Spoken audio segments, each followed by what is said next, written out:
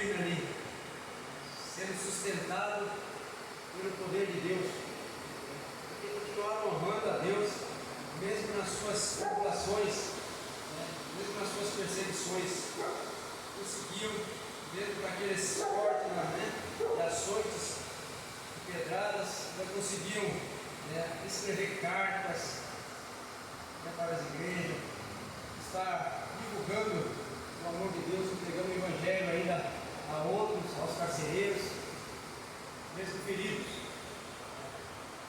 Isso aí é só o poder de Deus para fazer que a gente ainda continue, quando somos abatidos por alguma coisa. Não tem outra coisa que deixe um homem assim ainda, com essa disposição de falar do amor de Deus. Vamos estar abrindo aqui a nossa Bíblia, na carta de Judas. É uma pequena carta, é quase não lida, porque ela fica entre 1 João e Apocalipse, e ela tem 2 folhas só, de texto, e aí ela fica meio escondida, Quando você for ler, quando você não acha, você não vai ler. Você acha Apocalipse, acha 1 João, não vai achar Judas, Talvez tem muita gente nem sabe que existe o livro de Judas aqui na Bíblia, porque fica realmente, parece meio escondido, mas é de grande importância para a nossa vida a carta de Judas. Vamos estar lendo então, de 1 a 25, e diz assim: Judas, servo de Jesus Cristo, irmão de Tiago, aos chamados santificados em Deus Pai e conservados por Jesus Cristo, misericórdia e paz e amor vos sejam multiplicados. Amados, procurando eu escrever-vos com toda a diligência acerca da salvação comum, tive por necessidade de escrever-vos e exortar-vos a batalhar pela fé, que uma vez foi dada aos santos. Porque se introduziram alguns que já antes estavam escritos para esse mesmo juízo, homens ímpios que convertem em dissolução a graça de Deus, e negam a Deus, único dominador e Senhor nosso Jesus Cristo. Mas quero lembrar-vos, como quem já uma vez soube isso, que havendo o Senhor salvo um povo, tirando-o da terra do Egito, destruiu depois os que não creram, e aos anjos que não guardaram o seu principado, mas deixaram a sua própria habitação, reservou na escuridão e em prisões eternas até ao juízo daquele grande dia. Assim como Sodoma e Gomorra, as cidades circunvizinhas, que havendo se entregue à fornicação, como aqueles, ido após outra carne, foram postos por exemplo, sofrendo a pena do fogo eterno. E contudo, também estes, semelhantemente adormecidos, contaminam a sua carne e rejeitam a dominação e vituperam as divinidades. Mas o arcanjo Miguel, quando contendia com o diabo, disputava a respeito do corpo de Moisés, não ousou pronunciar juízo de maldição contra ele, mas disse: o Senhor te repreenda. Estes, porém, dizem mal do que não sabem e naquilo que naturalmente conhecem, como animais irracionais se corrompem. Ai deles, porque entraram pelo caminho de Caim e foram levados pelo engano do pleito de Balaão e pereceram na contradição incorreta. Esses são manchas em vossas festas, de amor banqueteando-se convosco e apacentando-se a si mesmos sem temor. São nuvens sem água, levada pelo vento de uma parte para a outra parte. São como árvores murchas e frutíferas, 2 vezes mortas, desarraigadas, ondas impetuosas do mar que espumam em suas mesmas abominações, estrelas errantes, para as quais está eternamente reservada a negrura das trevas. E destes profetizou também Enoque, o 7º depois de Adão, dizendo: eis que é vindo o Senhor com milhares dos seus santos, para fazer juízo contra todos e condenar dentre eles todos os ímpios, por todas as suas obras de impiedade. Impiedade cometeram e por todas as duras palavras que ímpios pecadores disseram contra ele. Esses são murmuradores, queixosos da sua sorte, andando segundo as suas concupiscências, cuja boca diz coisas muito arrogantes, admirando as pessoas por causa do interesse. Mas vós, amados, lembrai-vos das palavras que foram preditas pelos apóstolos do nosso Senhor Jesus Cristo, os quais nos diziam que nos últimos tempos haveria escarnecedores que andariam segundo as suas ímpias concupiscências. Esses são os que causam divisões sensuais que não têm espírito.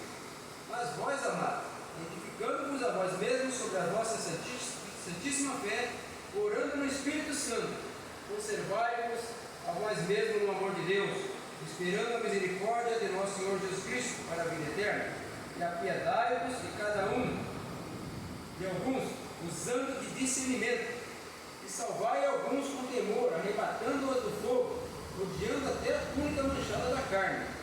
Ora, aquele que é poderoso para vos guardar, de tropeçar e apresentar-vos irrepreensíveis, com alegria perante a sua glória.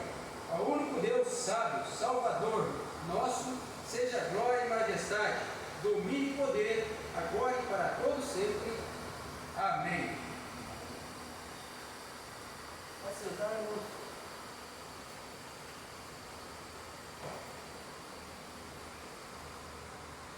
O autor aqui escreve nessa carta em defesa do Evangelho. São muitos poucos hoje que estão fazendo isso, né? Defender o Evangelho. A mais do jeito que o Evangelho está se tornando dentro das igrejas. E esse autor vem então escreve em defesa do Evangelho apostólico, contra os assédios das heresias de nós, com o intuito de exortar os leitores a que reconhecessem a urgência da defesa da fé cristã. De noticismo, só para a gente entender um pouco, uma seita existente bem antes do cristianismo, que são considerados hereses, defensores de valores e ideais pagãos. Gnóstico, isso significa conhecimento.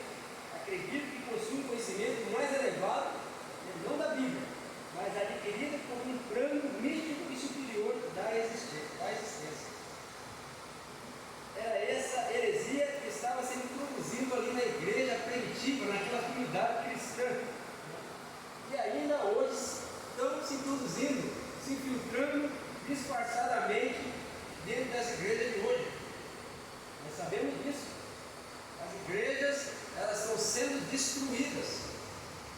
Elas não estão sendo fechadas. Elas estão sendo destruídas porque esses homens estão lá dentro da igreja. A igreja não tem batalhado na fé.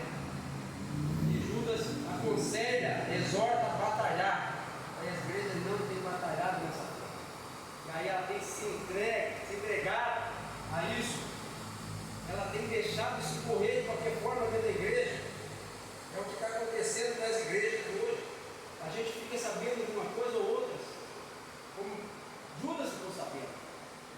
Alguém vai lá que está em defesa do Evangelho, vem contra. E assim a gente também fica sabendo de vários assuntos de como as igrejas estão hoje. Homens infiltrados, falsos mestres, falsos profetas infiltrados na igreja, que se infiltram como servo do Senhor e daqui a pouco começam a simular tudo. Mas Judas foi um dos usados para exortar a igreja, para que não se tornasse como outras religiões, que estavam fora dos ensinamentos apostólicos. Então, a primeira coisa que Judas faz é se identificar, aqui no verso 1, se identificar. Ele diz que é Judas, servo de Cristo, servo de Jesus Cristo, irmão de Tiago. E provavelmente era bem conhecido, pois ele aceita o Evangelho talvez antes de Judas. Então, esse aqui, ele é irmão de Jesus Cristo. Mas por ele ser um homem humilde, ele vem e se revela como servo do Senhor, irmão de Tiago, mas servo do Senhor. Então, a carta não está endereçada especificamente a uma igreja, mas, como foi dito aqui, aos chamados, santificados em Deus Pai, conservados por Jesus Cristo. Está endereçado a esses. Há várias igrejas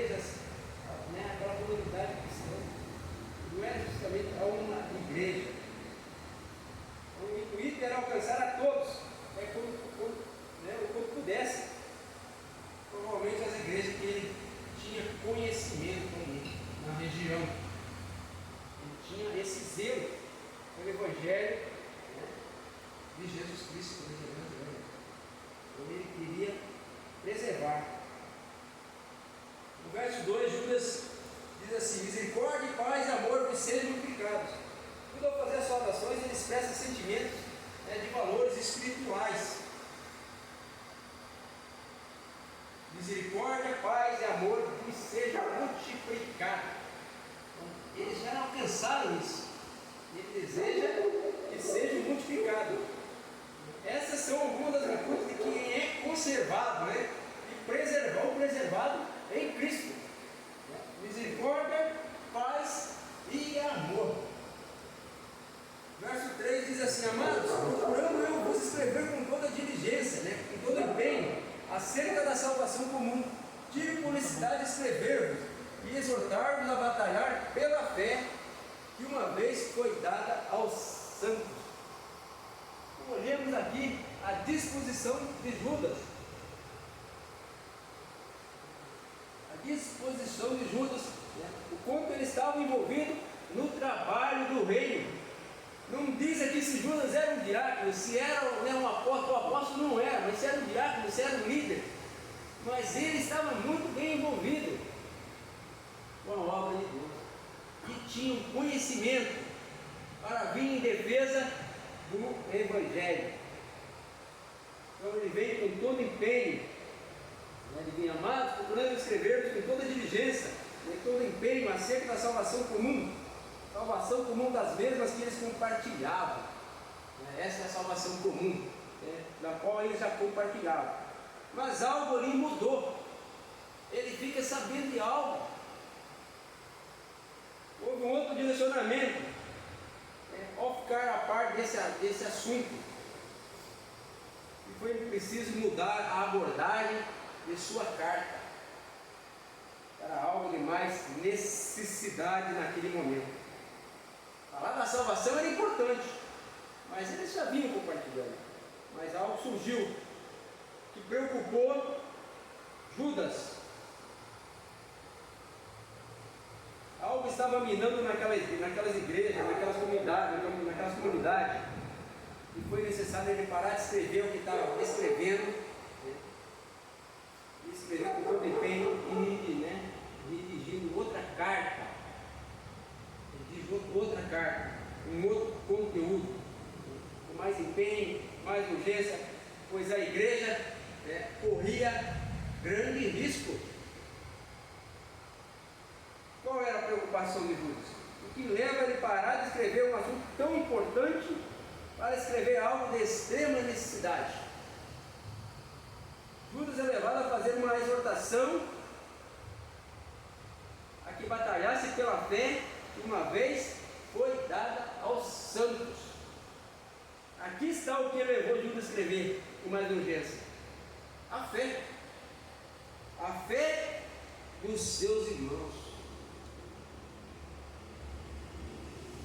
A fé deles estava em jogo, estava correndo grande risco. Essa era a preocupação de Judas. Então a primeira coisa que ele faz não é declarar o causador, apontar os causadores, mas sim vir a exortar a igreja a batalhar pela fé, exortar os chamados, os amados, a exortar pela fé. E são batalhas espirituais. É preciso batalhar para não perder a fé, uma vez que foi dada aos santos. Ah, mas eu já tenho fé. Eu tenho fé em Cristo, eu tenho fé em Deus. Olha, Judas não está falando dessa fé. Não é dessa fé que Judas fala. Nossa fé está em Cristo. Mas como a gente obtém a fé? Lá em Romanos 10, 17: de sorte que a fé é pelo ouvir, e ouvir pela palavra de Deus. Assim adquirimos a fé, quando ouvimos a palavra de Deus. Então Judas vem aqui, dizendo, exortando para eles que vêm batalhar por essa fé. pelo Evangelho que já foi dado a eles uma vez. Onde, portanto, exorta a batalhar pela fé que uma vez foi dada aos santos. Aqui o autor assegura que não pode haver nenhum novo evangelho, como estava se infiltrando e querendo trazer outras doutrinas para dentro da igreja. Eu não tinha nenhum outro novo evangelho, foi dado, já tinha dado o evangelho, e era só aquele que uma vez foi dado ao santo. Nenhuma outra fé será dada, nenhum outro evangelho será dado. É isso que ele quer dizer. O que nos levou a crer e ter fé já foi revelado. Cristo é a revelação, é o Verbo, Ele é a palavra. Olha o que o apóstolo Paulo diz em Gálatas, capítulo 1, 6 a 9. Gálatas, capítulo 1, 6 a 9. Diz assim: maravilha-me de que tão depressa passasses daquele que me chamou a graça de Cristo para outro evangelho, o qual não é outro, mas há alguns que vos inquietam e querem transtornar o evangelho de Cristo. Mas ainda que nós mesmos, ou o anjo do céu, vos anuncie outro evangelho além do que já vos tenho anunciado, seja anátema. Assim como vos dissemos agora de novo também vos digo: se alguém vos anunciar outro evangelho além do que já recebesse, seja anátema. Então Paulo também vem aqui em Gálatas em defesa do evangelho, em defesa dessa fé que Judas aqui também estava defendendo. O Cristo trouxe a revelação completa de Deus, não tem nada que acrescentar e nada que tirar. É isso que Judas quer passar aqui aos que buscavam a santificação e batalhassem pela fé que foi revelada em Cristo, pregada pelos apóstolos. É isso que Judas exorta para que aquelas igrejas, aqueles irmãos batalhassem. A fé em Cristo deve estar firmada em sua palavra. Por isso a necessidade de meditar na Santa Escritura, adquirir conhecimento para não se deixar enganar por vãs doutrinas. Diz que muitas igrejas hoje estão sendo enganadas, não têm conhecimento da palavra, não buscam a palavra, não têm adquirido conhecimento e se deixam levar por qualquer conversa, por falsos mestres, falsos profetas, porque não buscam a palavra de Deus. São poucos hoje que meditam na palavra de Deus e batalham pela fé que Judas está falando. O verso 4 diz: porque se introduziram alguns que já antes estavam escritos para este mesmo juízo. Já estava escrito sobre eles, homens ímpios, que convertem em dissolução, perversão, a graça de Deus, e negam a Deus, o único dominador, a única autoridade, de Senhor nosso Jesus Cristo. Então, eles se introduzem no meio da igreja, se infiltram, vem como servo do Senhor, não tem como identificar que ele não é um falso profeta. Ele disfarça muito bem. Depois que ele está no meio, ele começa a pegar um por um, induzir, tentando convencer um por um, minando a igreja de Cristo. É assim que eles se infiltram. Porque esses falsos mestres procuram fazer dentro da igreja, eles vêm com falsas doutrinas e distorciam o evangelho de Cristo, querendo persuadir a muitos a viver uma vida de dissolução, de perversão, buscando tornar a graça de Deus em libertinagem. Nós sabemos que tem muito hoje, sabemos que tem muita igreja assim hoje, tornando a graça de Deus em libertinagem. Libertinagem são aqueles que abusam da liberdade, chamados de libertinos, que vivem em decadência, em devassidão. O cristão é liberto por Cristo de todo o pecado. Existe uma ética cristã para a liberdade, a qual nos foi proporcionada. Tem uma conduta moral, uma liberdade baseada no caráter caráter de Deus. Essa é a vida de um verdadeiro cristão, de um verdadeiro servo de Deus, de um verdadeiro profeta, de um verdadeiro mestre. Hoje não é diferente, irmãos. As igrejas estão cheias de libertinos que vêm destruindo as igrejas, que não batalham pela fé. Esses que não batalham pela fé estão sendo levados por eles. As igrejas estão sendo destruídas. Temos que estar atentos para que não sejamos levados por essas heresias. Assim estaremos negando o Deus único e Senhor Jesus Cristo, a sua total autoridade. É isso que eles faziam. Eles não aceitavam a autoridade do Senhor Jesus Cristo. Recebemos a graça não para nos tornarmos libertinos, pois aí estaremos anulando o que Cristo veio fazer. Olhamos o que diz no verso 20, 21. Mas vós, amados, edificando-vos a vós mesmos sobre a vossa santíssima fé, orando no Espírito Santo, conservai-vos a vós mesmos no amor de Deus, esperando a misericórdia de nosso Senhor Jesus Cristo para a vida eterna. Então a graça de Deus veio até nós para nos transformar, nos dar uma vida nova. Portanto, é preciso estar firmado na fé santíssima, como foi dito aqui. E na compreensão de Judas é o alicerce. Essa fé santíssima aqui na compreensão de Judas é o alicerce que vai nos assegurar no crescimento do caráter cristão e da comunhão. Essa é uma edificação que não pode parar. Essa edificação ela não pode parar.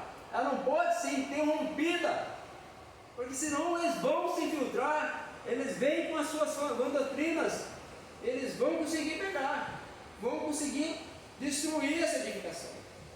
Então essa edificação ela não pode parar. Essa edificação estará sempre em produtividade, quando damos ênfase, quando focamos as realidades espirituais, buscando o quê? O estudo das Escrituras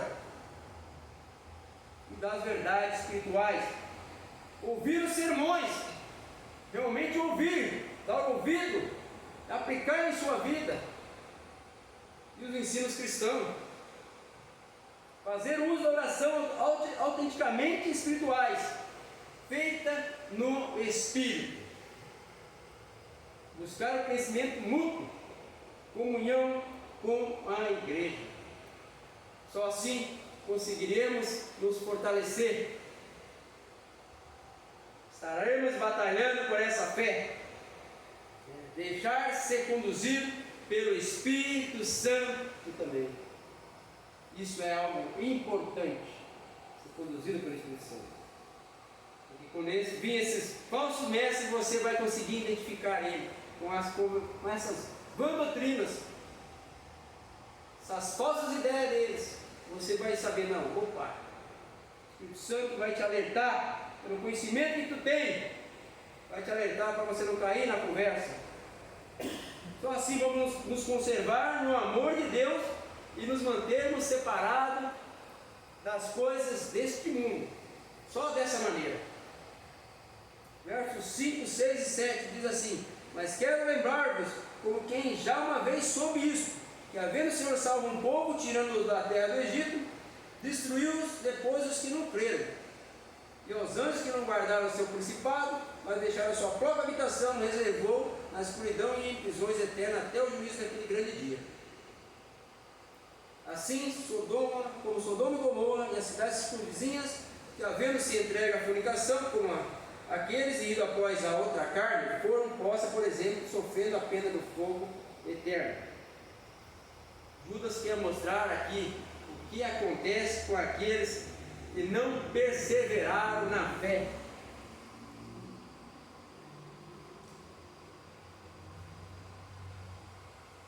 O primeiro aqui, ele vem falar do povo no Egito, ou de Israel. Aqueles que não creram, não perseveraram na fé. Eles foram o quê? Destruídos. Verso 5, né? Diz assim: mas quero lembrar-vos como quem já uma vez soube disso, que havendo salvo um povo, tirando da terra do Egito, destruiu depois os que não creram. Era uma privilegiada nação. Tiveram seus momentos de bênção, imagina?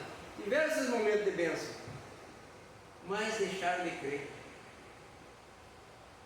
Foram destruídos. Veio a ruína devido à incredulidade deles, porque viviam na sua própria vontade, como esses homens que estavam filtrados ali, não creram em Deus. Como assim eram esses falsos mestres que estavam no meio da igreja ali, mas não prestavam lealdade ao verdadeiro Cristo. Eles não aceitavam a doutrina da encarnação, a natureza divina e humana em Jesus, e nem a expiação. E ainda procuravam convencer os outros com seus pensamentos. Por isso Judas teve que apressar e mudar o conteúdo aqui de sua carta, antes que contaminasse a muitos. No verso 6 ele diz: e aos anjos que não guardaram o seu principado, vai deixar a sua própria habitação, foi reservado à escuridão e em prisões eternas até o juízo daquele grande dia. Ele cita aqui os anjos caídos que não guardaram o seu estado original, lugar de honra, de bem-estar. Qual que eles tinham? Um lugar de honra, de bem-estar nas esferas espirituais, pois não aceitaram a soberania de Deus, e foram reservados para o juízo daquele grande dia. Verso 7, ele traz o exemplo aqui de Sodoma e Gomorra, onde os habitantes viviam num poço de depravação, de libertinagem, de prostituição, que aos olhos de Deus santo só tinha uma decisão a tomar: fazer deles exemplo, sofrendo a pena do fogo eterno, fazendo deles exemplo. Esse era o caminho desses falsos mestres, viver uma vida devassa.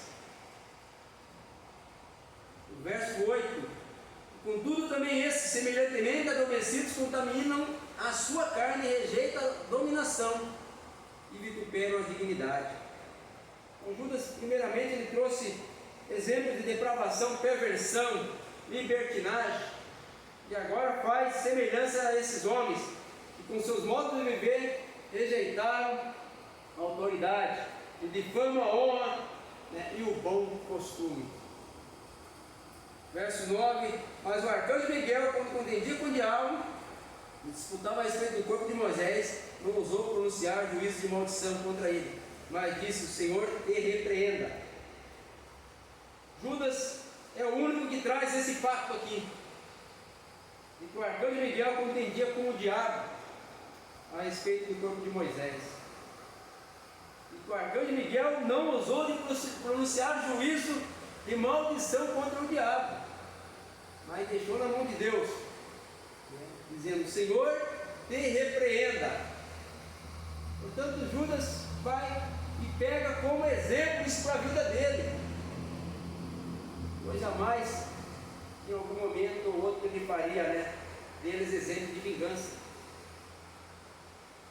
Seu objetivo aqui era alarmar, mostrar o terror do juízo final para os piedosos, para os santos, a quem ele escreve essa carta, para que eles não se envolvessem com esses tipos de homens.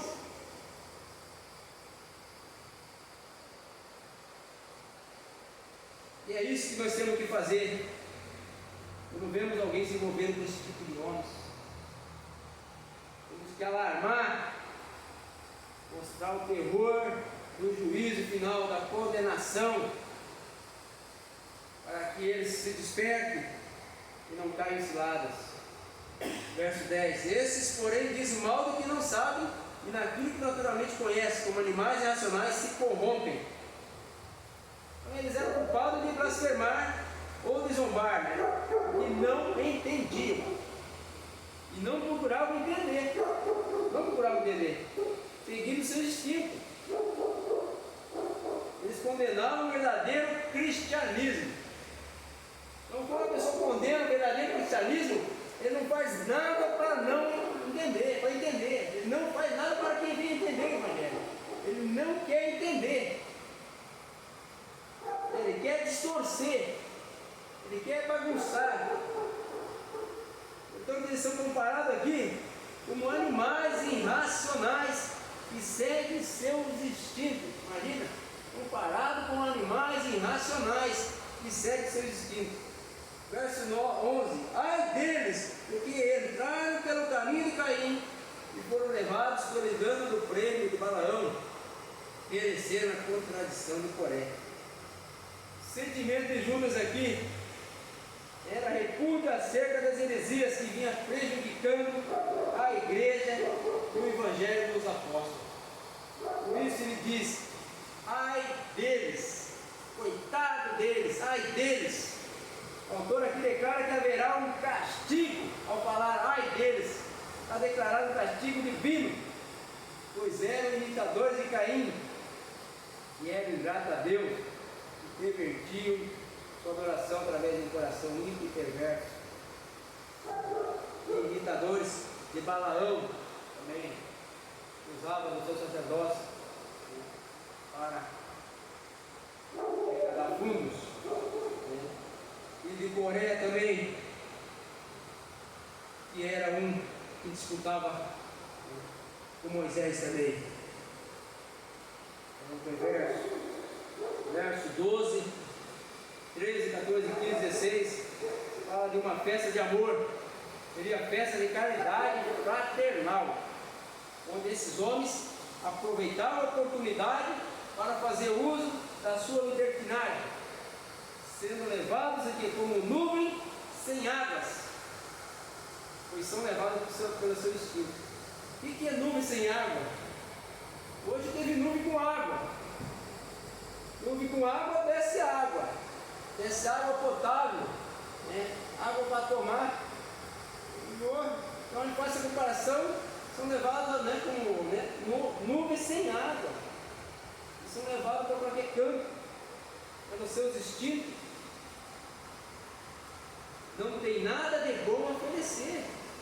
Uma nuvem cheia de água, ela tem o que oferecer. Então aqueles homens não têm nada de bom para oferecer. Vindo como ondas assim, impetuosas, furiosas, eles iam fazendo destruição, cometendo destruição. Verso 16: e esses são murmuradores, queixosos de sua sorte, andando segundo as suas concupiscências, cuja boca diz coisas muito arrogantes, admirando as pessoas por causa do seu interesse. Você vê que eram murmuradores, discordavam do ensinamento de Cristo, sentiam-se descontentes com o evangelho pregado pelo apóstolo, procuravam revolucionar, causar desordem ali naquela igreja. É isso que eles procuravam. Versos 17, 18: mas vós, amados, lembrai-vos das palavras que foram preditas pelos apóstolos de nosso Senhor Jesus Cristo, quais nos diziam que nos últimos tempos haveria escarnecedores, que dariam segundo as suas ímpias concupiscências. O aqui faz eles lembrarem as palavras dos apóstolos sobre esses possíveis escarnecedores, e o próprio Jesus também profetizou isso. Esses possíveis escarnecedores, esses falsos profetas que iam se filtrar no meio da igreja. Verso 20 e 21: mas vós, amados, edificando a voz mesmo sobre a vossa santíssima fé, orando no Espírito Santo. Mas vós, amados, como se dissesse, vocês são diferentes, vocês têm onde se edificar. Como edificar a vós mesmos? Mas vós, amados, edificando-vos a vós mesmos. Como edificar a vós mesmos? Batalhando pela fé, que já foi lhe dada a revelação de Deus através da palavra. Cresço nisso, ele quer, está querendo dizer. Cresço nisso. Vocês têm onde edificar. Cresçam nisso. Conservai-vos no amor de Deus. Guardai-vos no amor de Deus. Permaneçam no amor de Deus. Permaneçam nessa fé. Se não buscarmos edificação, crescimento na fé, que nos foi dada através da palavra da verdade, e revelada na pessoa de Jesus Cristo, se não buscarmos a comunhão com o Pai através da oração, e não nos investirmos no poder de Deus, estaremos sujeitos a ser levados por essas falsas doutrinas, a qual comprometerá a nossa caminhada, e ela deve ser o quê? Até o final. Tem que ser até o final. Ela não pode ser interrompida. Se ela se interromper, você vai ficar. Você tem que chegar ao final para obter a vida eterna. 21. Conservai-vos a vós mesmos no amor de Deus, esperando a misericórdia de nosso Senhor Jesus Cristo para a vida eterna. Então nós temos que nos guardar no amor de Deus. A igreja do Senhor Jesus Cristo precisa se guardar no amor de Deus, permanecer no amor de Deus, para que obtenha a vida eterna. A nação privilegiada não creram, foram destruídos.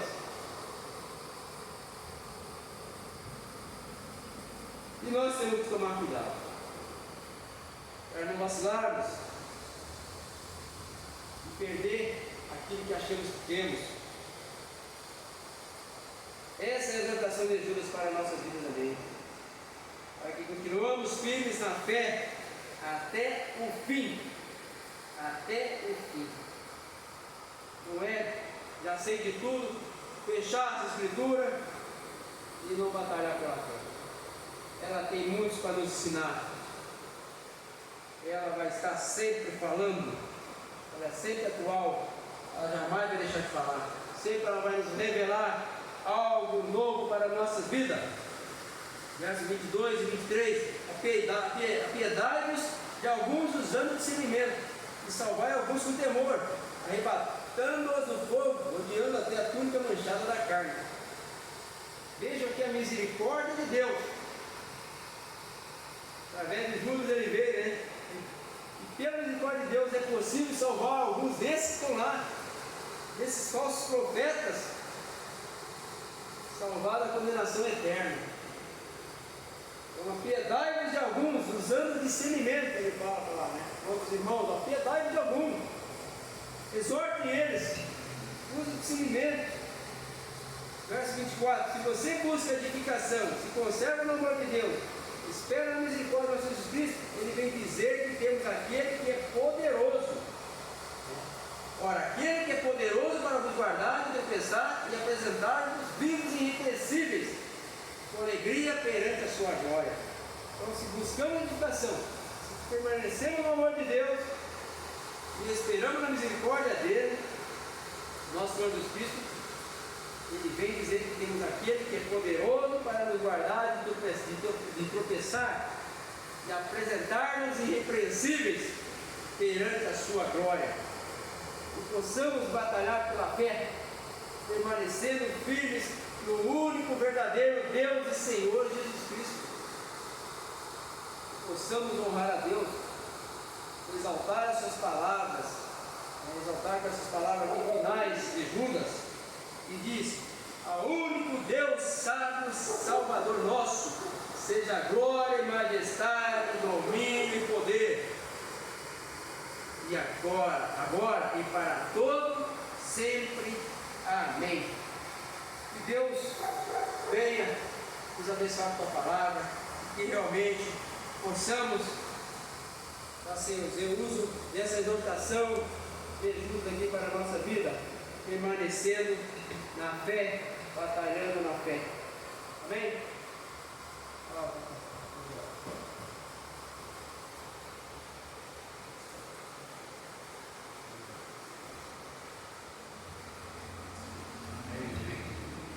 Encerrar aí a oração, continuar em oração.